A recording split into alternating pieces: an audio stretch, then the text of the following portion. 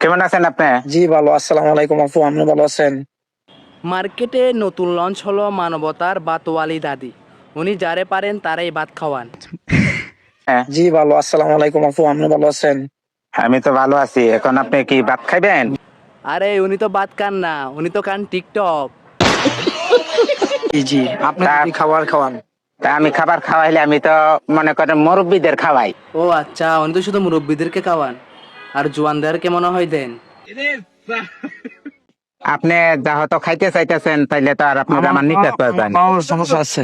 পায়ের সমস্যা? পায়ের রক উঠবে কেটে গেছে এই নিয়ে। ও বাইটি তো পায়েও ব্যথা পেয়েছেন। কেউ অ্যাম্বুলেন্সকে কল দিন, অ্যাম্বুলেন্সকে কল দিন। জায়গা ওনার বাড়ি হইলো কোন জায়গায় জানি? ইজ্জতপুর বাজার। ইজ্জতপুর বাজার। অনেকেই মনে করেন শরমের লজ্জায় কারোর কাছে বলতে এক মিনিট, বাইটি তো মনে হয় অনেক স্মার্ট।